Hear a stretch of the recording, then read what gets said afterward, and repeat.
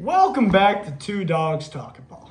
Today, we got a whiteboard, and this is what we're going to be talking about. We're going to be talking about open today with my team, the Boston Red Sox, and then his team, the Atlanta Braves. The next topic is my Philadelphia Flyers. You know, they deserve a little talk today. And then after that, we're going to finish off with the Sweet 16 SEC matchups. And we hope that you all enjoy this. Yeah, Two Dogs Talking Ball. We're going to get right into it. Let's go. The Red Sox play today, 4:10.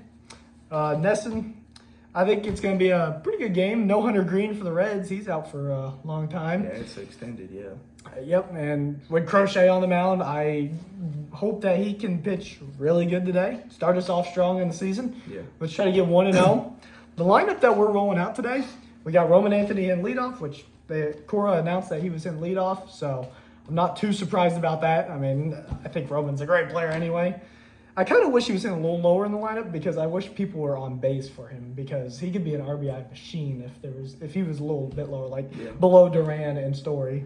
Which, going to the second guy, Trevor Story, great shortstop, good defense.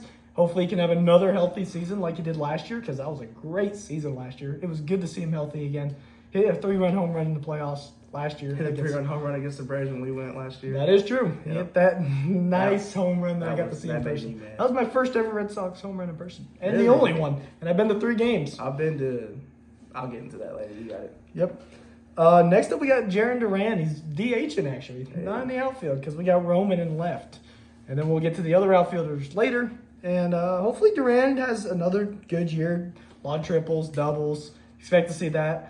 He might have a lot more homers this year because he was lighting it up in the World Baseball Classic he Spring was Training. He going had like insane. 7 homers. I was like, all right, let's see if you can bring that to the regular season. And his speed is still dangerous. I mean, he could be a really, really good player. And he is a good player. I mean, don't get me wrong. He is a good player. But having DHing today. Wilson Contreras making his Red Sox opening day debut. I'm kind of interested to see how he does. I think he could be a good base hit kind of guy. Yeah. But he might abuse the monster when we're back at home. So it'll be interesting to see how nice he hits the monster. Because, I mean, righties normally use that Use it to monster. your advantage. Yeah. Then you got Caleb Durbin, who we got in a trade for Kyle Harrison, David Hamilton. I was happy with that trade. Durbin was almost Rookie of the Year winner last year, making another Red Sox debut in this lineup. It's good to see him. I think he's going to be a good player at third. There was a debate about him and Meyer, third and second, but I think he done good at third base during spring training, so I'm really excited to see how he does. Next up, we got Willie Abreu, and man, that dude is so good. Oh, man. Gold Glove outfielder. And for Venezuela, the clutch hits that dude. He's so fun to watch. I mean, in that USA game, I obviously did not like it when he hit that home run because I was rooting for USA, but part of me was still happy because, I mean, obviously that's my player. That's your team. That's your guy. And then, what was it, against Cuba that he hit that 3-run home run? I think it was because they took the lead and they just kind of went away. Yeah, that game was, Yeah. or was it Italy? I don't remember who it was, but that I just It remember was one of those 2 teams that he hit that bomb off of. I mean, it was a good team because they were in the quarters. Quarterfinals. And, I mean, that was just that place was rocking. Even at Acuna going nuts out there. I mean, Acuna was going nuts, jumped over the barricade in the dugout. I'm like, okay, this dude's on something tonight. I don't know what he's doing. We have Isaiah Kiner-Falefa, another guy making his Red Sox debut. A lot of base hits, not a lot of power, but get on base, it'd be nice. And, and I'll start Marcelo Meyer over him today because Cora really looks at the matchup. So when he sees a lefty pitcher on the mound, it'll probably be Isaiah Kiner-Falefa. And when he sees a righty, it'll probably be Marcelo Meyer. But there probably will be games that Meyer will be playing more because I would assume so. Just because Meyer has the big potential to be a really good second baseman. But I don't mind it. Isaiah Kiner-Falefa is not the worst. He's an all right player. I'll take it. Next up, we got Carlos Narvaez, who we got in the Yankees trade last year, and he played all last year with us. That dude, he has become, everyone was calling him on Red Sox Twitter, he was the captain of this team.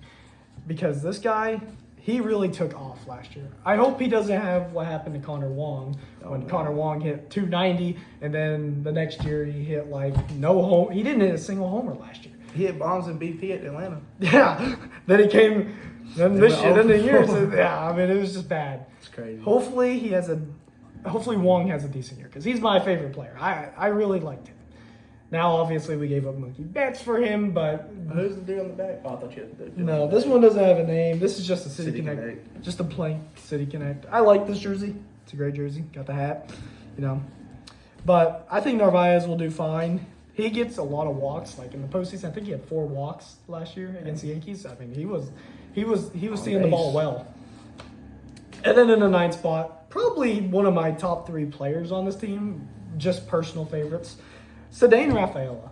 That dude has so much clutch in his genes. This dude is just clutch. Yeah. That game against the Rays when he hit that 2-run home run in the bottom of the 9th off of Pete Fairbanks, you just and the Fenway was going nuts that game, and you could just feel that something was about to happen. There was a dude in the stands. He was pointing. The whole vibe just felt like he was going to hit a home run there. Yep. And he did. And then he sent us to the playoffs. He walked it off against the Tigers. Oh yeah, that's right. He hit a triple. I mean, that was a great moment. It was last year was great. I hope we take another step. You just want to see the next step now. Because that was our first time making the playoffs since 2021. So if we can see a jump from last year to this year, maybe make the divisional or even the championship, that'd be great to see. We have a lot of young talent on this team. Crochet's on the mound. Should be a fun one to watch. Should be a great game. I think the weather's not too bad in Cincinnati today, so it should maybe a light breeze or something. Yeah, I mean, I don't think it's supposed to rain, so No. should be a fun time for the Red Sox today. We'll see what happens. So yeah, I mean, for the Braves, this is actually their first home opener since 2022. So it's been 4 years since we had a home opener. So that's kind of crazy. We've been open.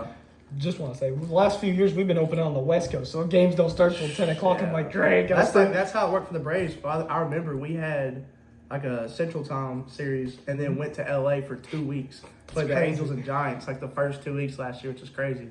But, they've not put out the lineup yet because obviously we don't play today, we play tomorrow. But this is kind of like my prediction of how it's going to look. Leading off, you got Michael Harris, one of the best center fielders in the game, pretty fast on the bases.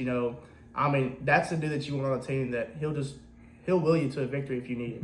Number 2, batting second, Ozzie Albies, second baseman. He hit that walk-off homer in the World Baseball Classic. I don't remember who they played, but it was at Miami Stadium. I mean, Wow. As a Braves fan, to see that, I mean, that just made my day. But, if he can stay healthy this year, he could be an all-star. Maybe an all-star, maybe up there for Gold Glove, Silver Slugger. He has the potential. Number 3, I'm going to go with Matt Olson, our first baseman. Kind of a down year for him last year, but, I mean, he kind of stepped it up towards the end of the season. Obviously, we didn't make the playoffs. Yeah, I mean, it was just a down year for Yeah. him. So you're just hoping that he can get back to what was it, 54 homers? Yeah, he had like 54 homers in 2023, I think. So if he can just get back to that, I'll be okay with that. The cleanup spot, the 4-hole, I'll go with Austin Riley at third base. He was banged up a lot last year, had some injuries, but when he was healthy, he was hot. I mean, it was hard to get him out. He's one of the best third basemen in the game. You can't deny that. Number 5, I'll go Drake Baldwin, our catcher. I think he will get the start over Jonah Hahn, just because Sean Murphy's still not going to be back until I think mid-April, late April, something like that. But I mean, Drake Baldwin, he was one of the best rookies last year. I mean, he was one of the best blockers. Did he win Rookie? He won. Yeah, he won I thought Rookie of he the Year. did. Yep, as a catcher or just in general too. Yeah. I mean, but he was. I think he either missed a Gold Glove, the top 3 finalists by a couple votes. But I mean, as a rookie, that's For a impressive. rookie, still one rookie of the year as a Impressive, catcher. yeah. That's good. I'm actually going to switch Michael Harris. I'm going to put Acuna at the leadoff and put Michael Harris at the 6. Yeah. Kind of makes forgot sense. Acuna was on our team because he's been hurt a lot previous Well, years. But hopefully he can have a healthy year. oh, I don't yeah. want to see him hurt. If he has a healthy Don't want year, injuries. oh yeah. I mean, you want to see the best players play to their potential, no matter what team. And he did that for Venezuela. I mean, Yeah. he popped off. He hit that leadoff home run against Japan. Then Otani hit that home run. Oh, yeah. I mean, that was electric. And then Hopefully he hit that leadoff like 110 off the bat against USA in the championship. That was a missile. But I mean, everybody. I mean, if you're a baseball fan, you know how good Acuna can be if he's healthy.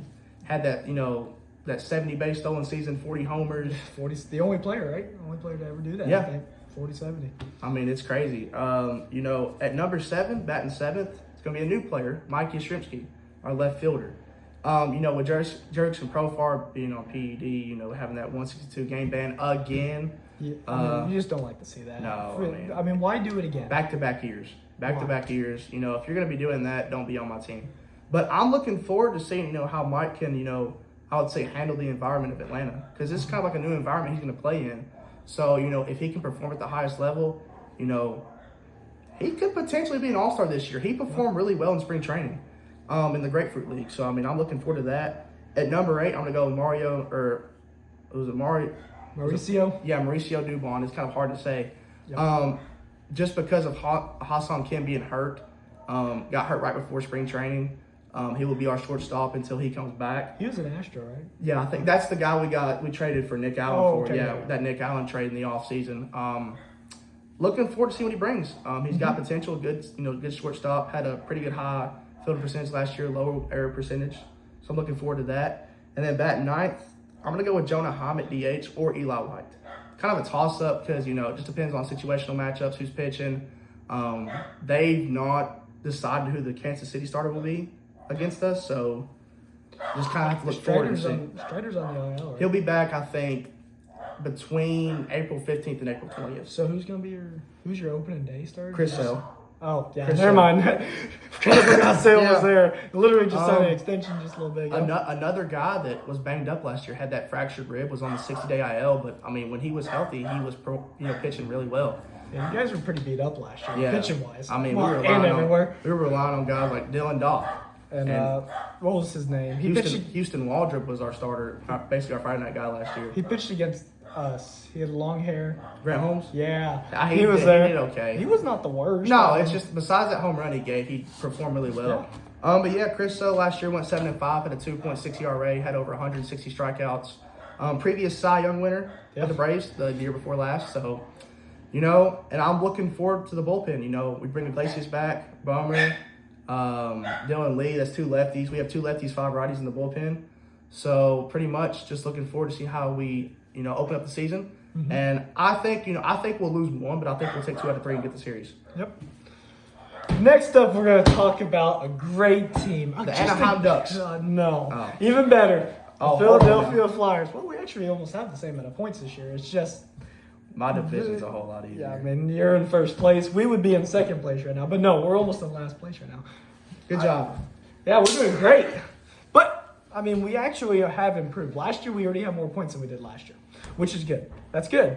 Right now, our chances to make the playoffs is 6% right now. We haven't made the playoffs since 2020, I think it was. And, it's looking like that's going to just keep going. Like the 1 seed that year before COVID hit? We were. I think we still were the 1 seed, technically. So, that's just great. And if we win tonight against the Chicago Blackhawks, we will jump up to an 11%, which is good. And compared to if we lose. If we lose, it's 4%. 4? It's down to 4. If we lose. My God. We can't lose. We have to literally keep winning. Which we won all 3 of our West games against the Ducks, the Sharks, and the Kings. We won all 3 of those. You got lucky last game against Okay. You got lucky. Just a little bit. But that's all you need. I have a question. Why in the world is Noah Jolson starting over Emil Andre? Emil Andre is one of our young defensemen. I know that you don't know much about him. But Emil Andre is one of our young defensemen. We made him play center out on the West Coast because we had too many people hurt. And then we come back home and we're like, yeah, we're going to bench him for Noah Jolson, who's getting big. He's been in the league for a while, but I would still rather my young guy playing in one of the most important games of the season. If he makes a mistake, he makes a mistake. But he's a young player that's going to be a part of this team for a long time. But we won't know if we don't play him in these important games. Our record with him is insane. But without him, it's so bad. It's crazy how... Now, I know, obviously, he ain't doing everything in those games. He's a defenseman. He's playing good defense, scoring a couple times, not as much. He only has wins your games, though. Exactly. And in this sport, games are only 4-3, 3-2, 2-1. I mean, you're not seeing like 10-9 games. It's very rare. And in the biggest game of the season, against the Columbus Blue Jackets, Trevor Zegras, Cam York, Travis Sanheim, Travis Konechny, they all disappeared. They were just not there. They were so unnoticeable in that game. It just never felt like we were going to win that game. We played a great first period. We were winning after the first period. Sean Couturier, our captain, scored. He only has 8 goals this year as a captain, which it's not great for a captain. And we've moved him to winger. He's a center. I mean, they keep moving him around. He's benched. He's hurt. I mean, it's been a rough year for him. And he had back surgery a couple years ago, which he missed 2 years. And that's a whole thing. But when you need the players most, they just did not show up. I get we won 3 in a row before that, going into that. But we haven't had like a 4-game winning streak in like 3 years. Dang. I mean, it's insane how much this team cannot take that next step. Our goals allowed per game since the Olympic break is 2.36. Our goals scored per game is also 2.36. And we've only lost like 4 games since the Olympic break. We've won like 7. How? Like, we're scoring the same amount that we're giving up per game, pretty much. But we're winning games because of our starting goalie, Dan Vladar. He has been the MVP of this team. He has like 43 starts. He has a 908 save percentage, which if you have over 900, you're good. And even the backup, Sam Erston, who started out rough this year, he has like a 920 save percentage in his last 3 starts. The goalies are carrying this team, but we're scoring 1 or 2 goals a game. You got to start scoring 3 to 4. And with our coach, Rick Tocchet, that's the kind of game he plays. He likes to play a defensive style game, big man hockey. You lay people out, you do all that. School. Yeah, you don't, and it's not scoring. Which there was teams that done that in the past, like the New Jersey Devils. They used to be like that, but they won because they had good players. We don't have those kinds of players. We have a bunch of could-be goal scorers, like Owen Tippett. He's been consistently good all year. He has over 150 hits and 25 goals this year. Yeah. He's like one of the only players in the league that has that. He has been so good all year. After last year, he only had like 20 goals last year. It was a rough year for him, but this year he's bounced back and has played consistently good. He's probably been our best player consistently all year, and I'm glad to see that because we gave him a long-term contract. And I'm happy to see that he has been good. And I've heard trade rumors maybe in the offseason. I hope they don't trade him now. Now seeing how good he's been all year, I don't want to trade him because he's been so good for this team. He could be a part of this future. He's only like 27. Yes. He's 25 goal scorer right now. He could be a 30 to 40 goal scorer 1 year. He still could get 30 this year. He just needs 5 in 12 games. That's just get a goal every other night. Yeah. I mean, that's possible with this guy because this guy's making plays all year. And our best defenseman on the team is Jamie Drysdale. This dude has taken over as our best defenseman. Rasmus Ristolainen should have been traded at the trade deadline because you were never going to get a higher offer than whatever teams probably offered you at that deadline. I heard rumors that there was a first-round pick offered, and you just had to take that because ever since then, he played so good at the Olympics, but consistently year in, year out, he's been hurt. And every year around the trade deadline, it's like they should trade him, but they don't trade him because he's hurt. You can't trade him at that point because who's going to want him? Yeah. And this year he was finally healthy. He's only got a year left on his contract. This was the perfect time to trade him. And we decided to keep him. And since then, since the trade deadline, I haven't really noticed him at all. And they said they kept him so they can mentor this guy that we got in a Minnesota Wild trade. We traded Bobby Brink for David Jiricek. Well, the problem with that is the David Jiricek defenseman is in the AHL. Rasmus Ristolainen is in the NHL. Yeah. How can you mentor a guy if you're in 2 different leagues in 2 different areas? Yeah. You can't really do that. Like maybe in the off season, but like right now he should be, if you want him to mentor him, bring David Jiricek up and let him play with him. If that's why you kept Rasmus Ristolainen, and they still might try to trade Risto in the off season. This team has gotten so confusing, and we just don't really improve that. We stay in like the same spot every single year. We're like, oh, we almost make the playoffs, and then we end the year with the 14th overall pick. It just consistently, year in, year out, it's the same story. And we're fighting for the playoffs the last week of the season. Yeah, but you're not really. I mean, it's just been the same story. I could feel like I could just know what's going to happen year in, year out. We're going to play really good until December. January hits, we'll play the Ducks and we'll beat them, and then we'll probably never win a game. That's what I'm saying. After we lost to y'all, that's when we went on our crazy run. Yeah, which is crazy. And we went straight down. We had a 78% making the playoffs after that The game. Ducks have been on fire. And then it dropped to 14 the next month. We went from 78% In to 1 month, 14. you dropped like 64%. Yes, Holy because cow. well, I get our goalie was hurt, Dan Vladar was hurt, but no one was stepping up. D'Angelo. Okay, well, he was here, and that was an experiment. He was Probably don't want to try again. Because then he went to Russia, but now he's back in the NHL again. Good for him. Where's he at? He's with the Islanders, I'm pretty sure. shoot. He's been with them for last year and this year. And our next game is the Red Wings after the Blackhawks tonight. We play them Saturday night on ABC, 8 p.m. I don't know how to feel about that game. If we don't win tonight, it ain't going to matter. Call up the young guys. Get them rolling. I mean, just try to tank as much as you can for a higher draft pick, because If you lose to the Blackhawks, you're basically done at that point. I just don't. Even if we win, I still don't see us making the playoffs. It's a rough time being a Philadelphia Flyers fan. So if you want to be if you want to be a fan of a team, I would not recommend the Philadelphia Flyers. Maybe in a couple years, I can see us in a couple years. We got a couple guys named Porter Martone. We have him coming. Maybe Jet Luchenko. He's a center prospect. We need a number one center, which we don't have on this team. Our number one center is like a third line center on any other team. But we have so many like good wingers on this team, but we don't need like 10 wingers. We need centers too mixed in. If we had one center right now, I think we would almost be in a playoffs. Did I remember when we were at lunch today, we looked at your schedule, like the Flyer schedule. It's rough, but holy cow. That's what this conference is. The Eastern Conference is like that. My conference for the Ducks, it's like a cakewalk. Besides like 4 teams. There's four really. They're like the best teams in the league. But then you'll go Pacific, down. Dude, is like not. Yeah, the Ducks in first place with like 80 points. I think we have 84 points right now. I'm like, I have 82 and I'm in almost last place right now. But you got to play to your competition. We are in the Eastern Conference. We know we have to. It's going to be tough in this conference because this conference is always tough.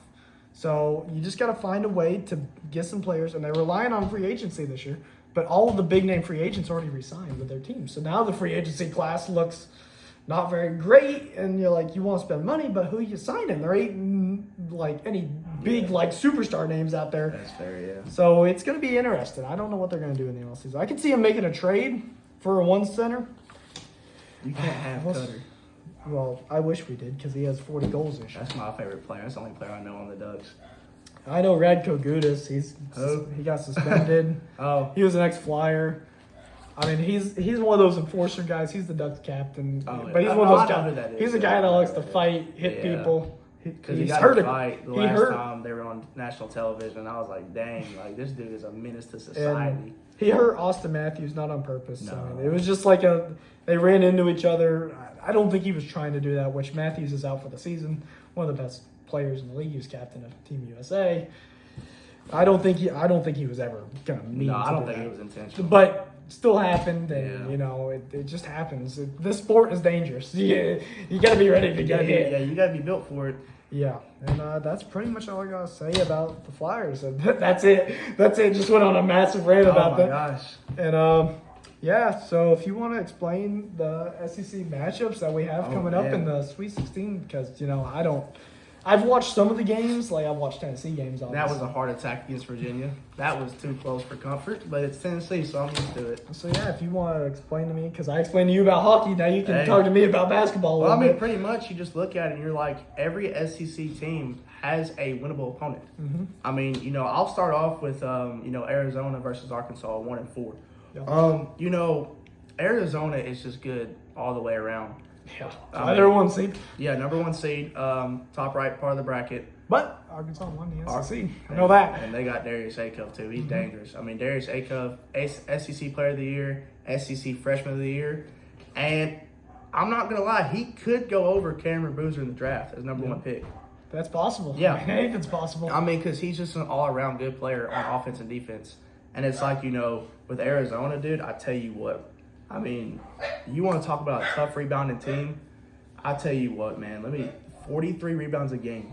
That's the third best rebounding team in the country behind Tennessee and Florida. And you saw what happened to Florida against Iowa. Yeah. I mean, that's any given day. But I'm not gonna lie, if Arkansas can just get the ball to Darius Acuff, let him shoot high percentage shots, let the offense run through him, you're not stopping Darius Acuff. I mean, every team that's played him so far has not been able to stop him. So good luck, Arizona. Yeah. You might win, but you're not stopping Darius Acuff. Yeah, it's gonna be a good game. Oh yeah, I mean both. This could be a high scoring game. They play tonight or tomorrow? It's tonight. Okay. They play tonight. I might have to watch that. Yeah, after the Flyers game. After I'm done watching my team. It might be one of the later games. I don't remember the times, but every game's after 7:00. Yeah. After I watch my great Flyers team, maybe I'll tune into that. I'll watch the Red Sox game with you. Yeah, that's coming up soon. We only got like an hour left. Man, that's crazy. Baseball's back. It's great. Paul Skeens got beat up today against the Mets. I mean, he didn't even pitch a full inning. No. I did not see that. That's crazy. But, just want to throw that in. Oh, yeah. Baseball Thank talk. you, Livy Dunn. Yeah, Baywatch.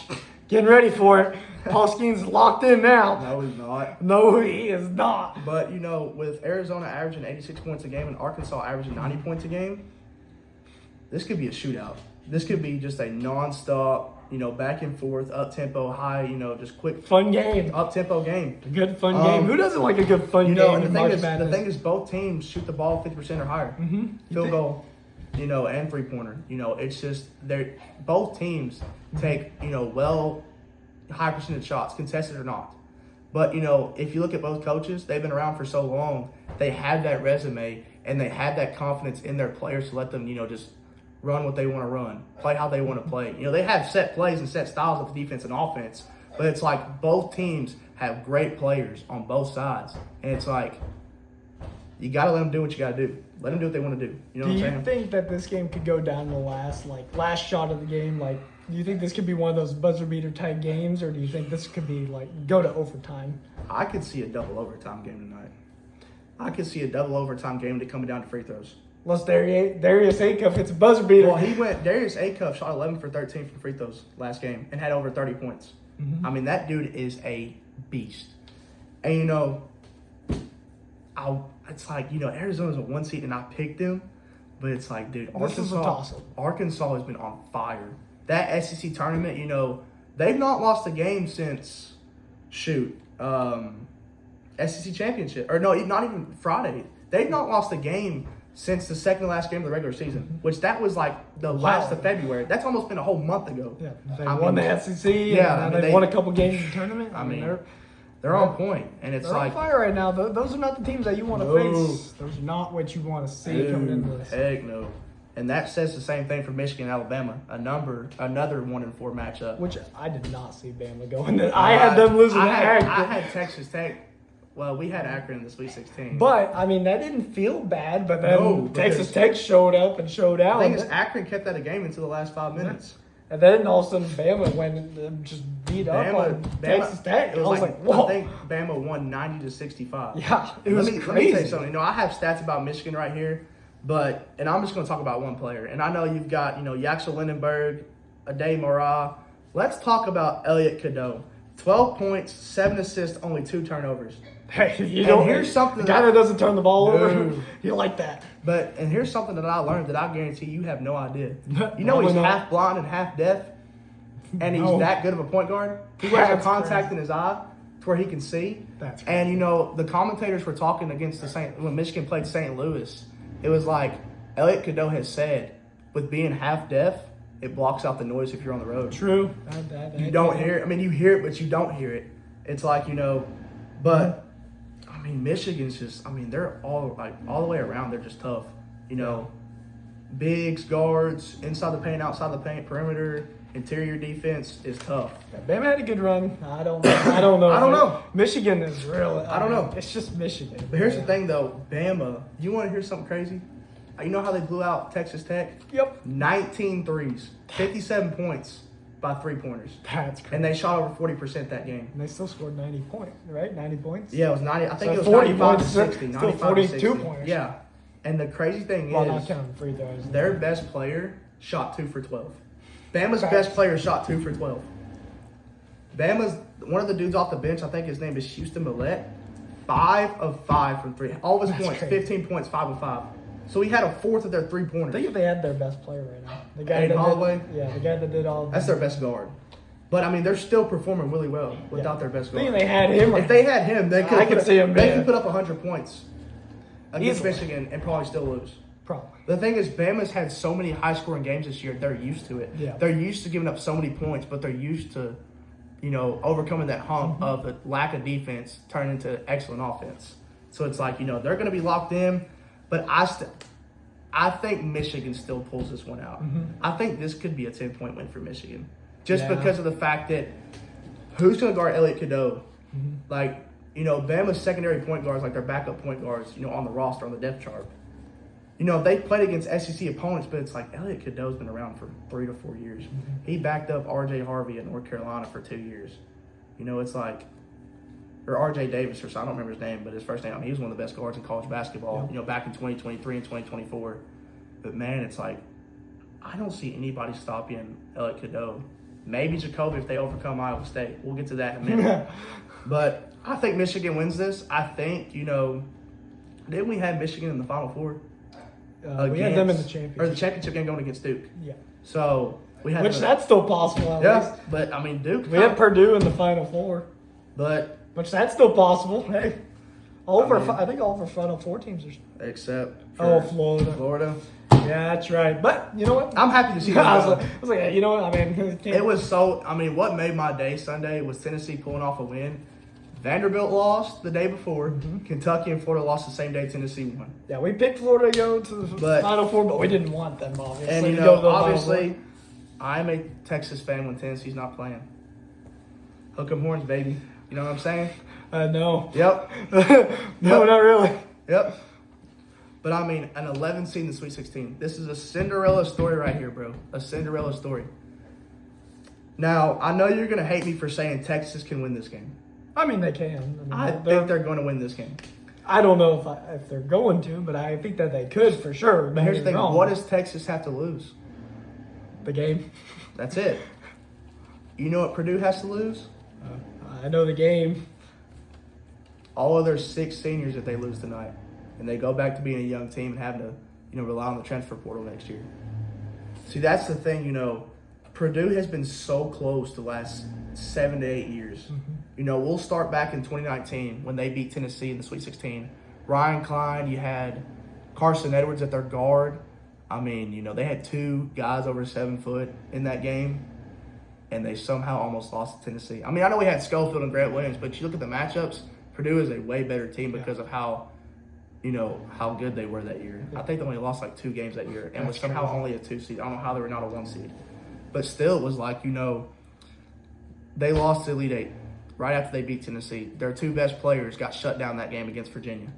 The year after that, COVID happens. There's no tournament. The year after that, the next 2 years, let's talk about St. Peter's. Let's talk about FDU. Or it may have been FAU. No, it was FDU because FAU was a 9 that year, and they made Sweet 16, beat Tennessee in 2023. And then they lost to San Diego. Yep, they did.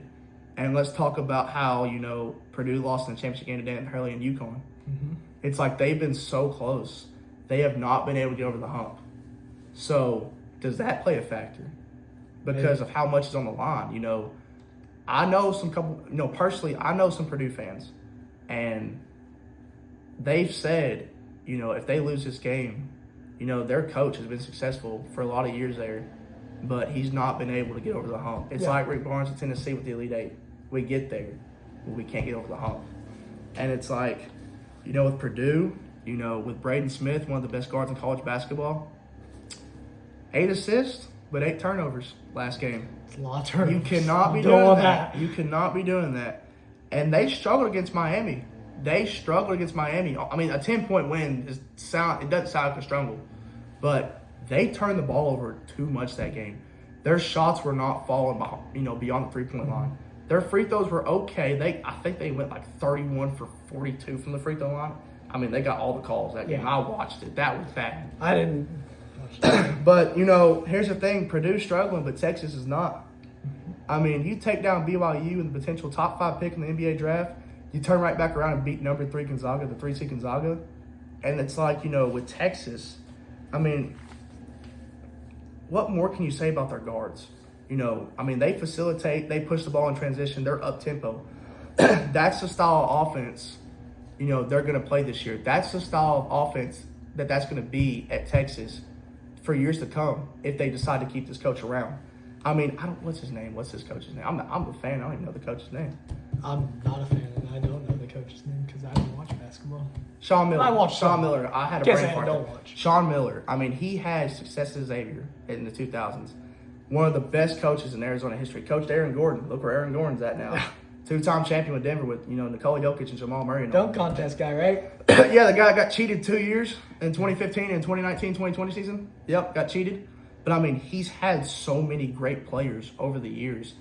The development of the players have been second to none. And, with Volkatitis as their center, 17 points, 9 rebounds. I mean, that dude has been consistent. Starting off SEC conference play, he struggled. He wasn't used to the physicality. to the dominance in the paint that you had to, show and display. But he got used to it. He got comfortable. He got confident. He got going at the right place at the right time. And ever since, the middle of or the beginning of February, nobody has been able to stop him, win or loss. And with Jordan Pope, 17 points, 3 threes, 3 big-time threes when they needed it. Dalen Swain, 11 points, 6 rebounds, 6 assists, 0 turnovers. And with Texas, this could be another high-scoring game, but I could see this being in the 60s. Yeah. Which is not high score. I mean, No. high scoring is like 80 to 90. But, man, the way Texas plays defense, oh my gosh. The physicality. I know Purdue's going to be ready, but you can't overlook this Texas team. I mean, they will surprise you. Yeah. I mean, as an 11 seed, it's like, sometimes they get overlooked, and that's what helps them get a win. I guarantee you BYU overlooked them. Gonzaga overlooked them, and look where they're at. They're home while Texas is still there. Yep. But personally, I know I'm a Texas fan. That's my second favorite team. I'm a Tennessee fan, obviously. Go Vols. I'm biased, but Texas has nothing to lose but the game. But that loss will wait until the Elite Eight. I think they get an upset win, and the Cinderella story keeps moving on. I'm just going to say Purdue wins. Nope. Not happening. You know what else is going to happen, Jason? Oh, yeah. Good old Rocky Top. We're going to be Iowa State. Yeah. We're going to. I see the vision. I see the vision. I don't watch much basketball, but I've also watched Tennessee in the tournament for the last 20 years. Okay. But yeah, this could be the team that somehow Makes the makes Final Four.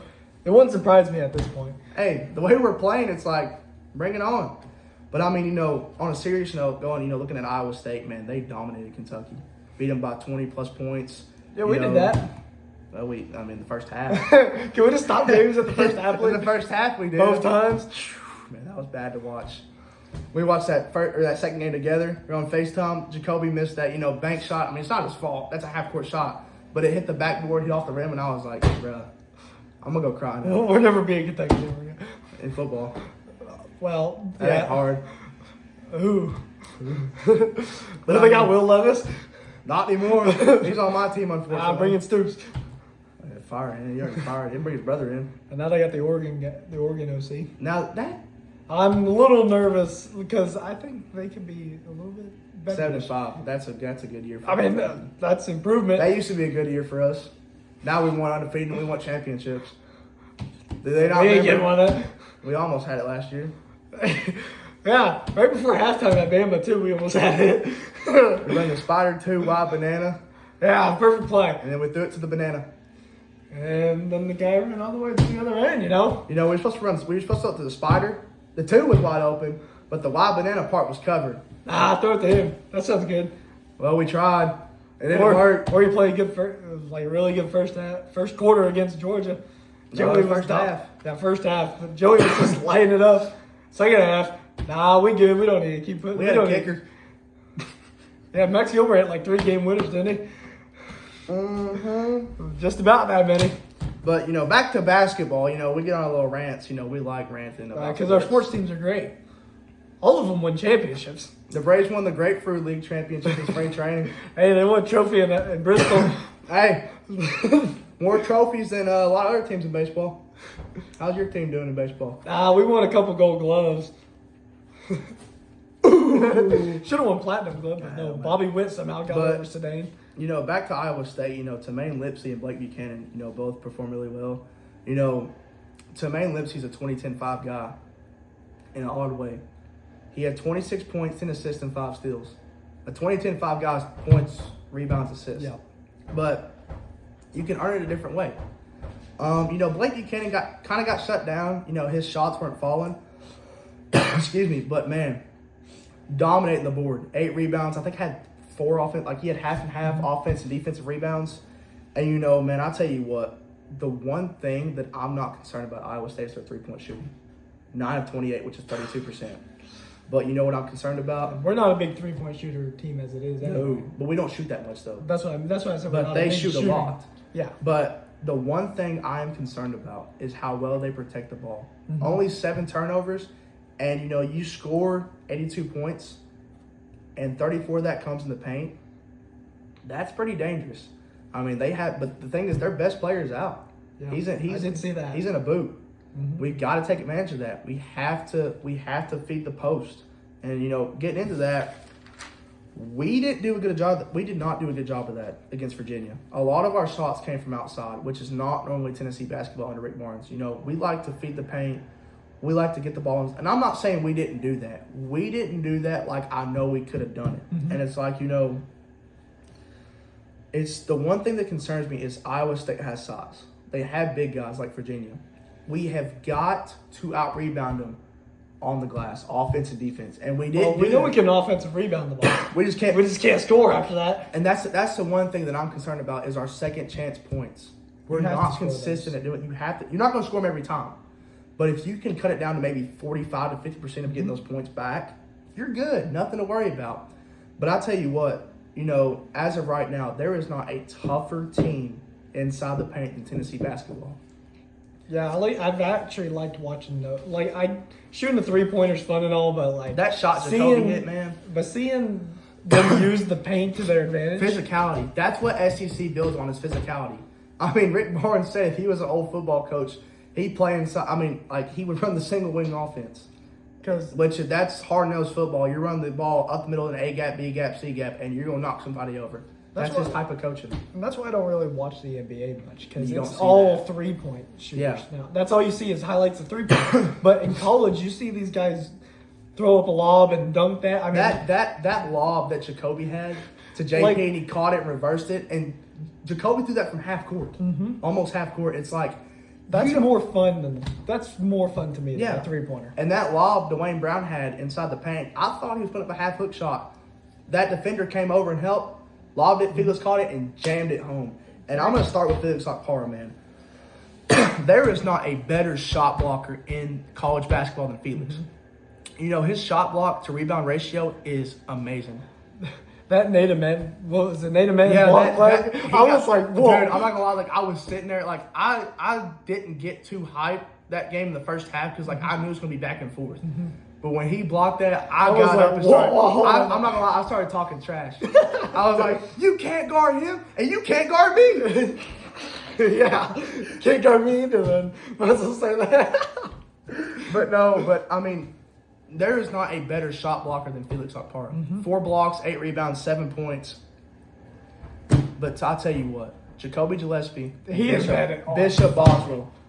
Yes, Bishop Boswell. He's not overthinking his shots anymore. No, because that was his problem. He was Bishop, he's overthink and then pass. No, it's just shoot it now. But yeah, and it goes in. The thing is, I mean, during the game, the commentators had discussed that Rick Barnes has given Bishop the green light so many times. But Bishop's a 5 to 6 point average type of guy. 13 points. 12 of those 13 points came from threes. 4 threes that game. I think he had 3 in the first half. I mean, he was feeling it. I mean, he was on fire, and here is an impressive stat that, gets me, it gives me hope against Iowa State. It gives me, confidence. When you have a guard that can have 9 assists and no turnovers, and that's not your number 1 point guard, who's going to stop you? I mean, I definitely think that we could beat them. I mean, we play good defense, get our points. I mean, you really got to play good defense on them, and don't let them play good defense on you. You got to find a way to score on them. And see, here's the thing about it, Jason. Jacoby, 21 points, 6 assists, 6 for 6 from the free throw line. Well, yeah, that was at the end of the game. Yeah. Because it was like a 2-point game, then he kept getting fouled. He was making all the free throws. He couldn't miss. And, he shot 60% from 3-point range, 3 of 5. Some of the threes this dude was throwing up, I was like, what is he doing? Jason, it just goes tell you in. what, and here's one thing that I actually looked into. Jacoby and Bishop have combined for 68 points and 24 assists these first 2 games. Name me 2 point guards on one team that's doing that. I can barely name you one other point guard. Name me a guard. No. I just said 2. I said Braden Smith and Elliot Cadeau. Were you not Elliot Cadeau. What was the impressive fact about him? Yeah. Half blonde, half deaf. Oh, yeah. Hey, he can still outguard you. No, he can't guard me. He can't guard me. I could hit a 3-pointer over him. But, I mean, here's the thing, though. And I'm taller than him. Wait, you might actually be. How tall are you? 5'10". No, he's 6'8". No. But here's one impressive stat that, with our guard play. I think we're 20-0 when we have, what is it, 20-0? We've not lost a game if we have 19 or more assists. 20 assists on 26 made field goals. And we shot 42% from three-point range. You knock down 8 threes a game, and we only average 6. So you're averaging 2 over, your normal average. Yep. And you're not shooting three-pointer that much. You just made your shots. And, 26 to 55, 47% field goal-wise. And I'm not going to lie, our free throws were falling. I mean, besides Jalen Carey not making, 4 in the first half, I mean, Felix made both of his. Nate Ament went I think 7 for 8. Jacoby 6 for 6. Bishop 3 for 4. I mean, free throws. We're one of the worst free throw shooting You got teams. to we have a lot of guys in the 60 range, don't we? 60%? I think our average is 69.5. Yeah, at least like to be at 80, wouldn't you? Was it 80? Florida's a 71%. They were a 1 seed and they were that good. But the thing is, no one was stopping Florida this year. Yeah, but besides we're Vanderbilt. scoring. But I mean, we are not a 3-point team either. No. I mean, we don't shoot up threes like crazy. No. So making your free throws is really important. Yeah, that's free points that you've got to have. But I'll tell you what, man, the key for Tennessee to win this game is get the ball inside the paint and score. Finish your second chance points. Get your offensive rebounds. Get rebounds in general. Limit turnovers. JP Estrella he cannot foul early because he set out pretty much the whole first half. Yeah. Had those 2 quick fouls. I mean, he performed really well in the second half, no doubt. But you've got to keep them out of foul trouble. I'm not saying you're not going to foul this game, but you've got to limit your fouls to where you're playing excellent defense and you're playing defense to where the ref will not call the foul. Post and guards. So I know we had Iowa State going to the Elite Eight, but I mean, yeah, this game's another toss-up. I feel like it's another good game. this is It's gonna be a tight, a tight scoring game. I liked what Rick Barnes said. This is a 2-game tournament because if you win your 2 games in Chicago, you're going to the Final Four. And just our mentality and our mindset right now, it's it just gives me so much hope and confidence. Just how well this team is bonded and has come together with all the injuries, with all the crap going on. And in the locker room after we won, it was someone's kid that they let. It was Coach Gainey's kid. Yeah, He slammed it. He slapped it. And it's you had everyone there. They were all Igor was there. Igor Mitchell was there. Good old Igor. Yeah, I mean, everyone was there. I mean, it was just good vibes. It is a family bonded team. Chemistry wise, I mean, this has been a fun team to watch. I mean, Rick Barnes is hard on those guys, but he is the first coach to give all the praise and all the credit to the players for how hard they play. I mean, obviously the season had a lot of ups and downs, but right now it's looking. I mean, the season we've had and to make it to the Sweet 16 has been incredible. Yeah. This is our 4th straight Sweet 16, but it's our 5th overall because of 2019. I mean, Rick Barnes rarely misses tournaments, and with their best player out, and if we correct our mistakes from last game, we might see Michigan Elite Eight or Bama. or Bama. We don't know. And I'm gonna tell you what. I'm gonna go into a little story time. I like telling my sports stories. Gosh. But when did you first start watching Tennessee? goodness, Just yeah. anything in general? Didn't we already do this in the last video? We did We this. might have. Yeah, We we might did have. this in the March Madness. Oh yeah, we did. Yeah. I'm just gonna say this: the last 2 times we have faced Michigan in the tournaments, it's been nail-biting, tough losses. But if we win this game and get Michigan, who knows? I mean, yeah, anything's possible in the sport right now. I It's mean, March, March is the almost best April, time. but March is the best time for basketball. yeah. And we've seen it. We've seen Texas, that Cinderella story.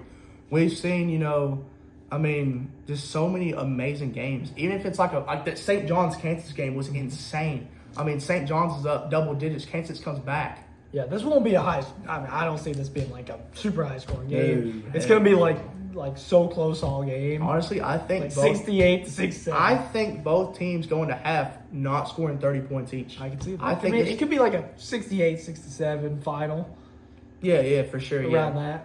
I just think that both teams will come out cold. Well, that's definitely possible. But I mean, I think that the corrections. Hopefully, we don't just decide to randomly start chucking 3-pointers. No. They better not just like. I mean, if you're open, shoot it. Well, yeah, obviously. But stick to your game. Stick to your game plan. Get the And I ball know- inside. Because here's the thing, in basketball, they talk about inside, outside game. Get the ball inside. You might bring it like a help defender over, like a double team, kick it outside. Inside out game. Make sure that's on point. Like I said, man, if we just limit our mistakes, turnovers, fouls, missed free throws, if we just make those second chance points, we could win this. Tennessee's got the win, in my opinion. Yeah, I mean, I can see it. But I think the 3 key players for this game is Jacoby, Yep. JP, and Felix. Yep. Because, I mean, all 3, and I'll throw Bishop in there too, you know, because Bishop, I'll tell you what, the way he plays defense, man, it's fun to watch. Amen was like 100% going. But he's still playing. No, I know he's playing good. But I think if he was 100%, if he was 100%, that we could have won that game by double digits, which we almost did. We won 79-72. Yeah. But I mean, he's still playing. He's still playing to his ability. You know, the field goal percentage is not there. Mm-hmm. But when you're not 100% and it's your lower, like if it's your leg or your ankle, you're gonna feel that pain. Mm-hmm. And you could kind of tell, like, he was grimacing a little bit in that first half. Yeah. But it didn't stop him. He was not making shots, field goal wise. But his free throws were just nonstop going in, not hitting the, backboard, not hitting the rim, nothing but net every time. Because he's that good of a player at the free throw line. You know, for a young kid to come in and be coached by one of the toughest coaches to play under, and just thrive and find ways to, play the game the right way in different ways. If you're having a bad shooting night, rebound the ball. If you can't get rebounds, pass the ball, play great defense. There's so many ways for your best players to find ways to get you a win. And he's doing that the right way. So, I mean, pretty much, I think, SEC-wise, I think all the teams from the SEC can get in. Yeah. But I see Michigan being Bama. Oh, yeah. Purdue, Texas, all these are kind of I'm more confident with Arkansas and Tennessee. With the potential, with how good, with Darius Acuff for Arkansas and how well-rounded we're starting to become in the tournament. I think Arkansas and Tennessee are my 2, most confident picks right now. It'll be interesting, but we'll find out today and tomorrow. Tennessee plays tomorrow at 10:10, late game. Yeah, we'll certainly see. So, yeah, I think that's going to do it for today. 2 Dogs Talking Ball, out.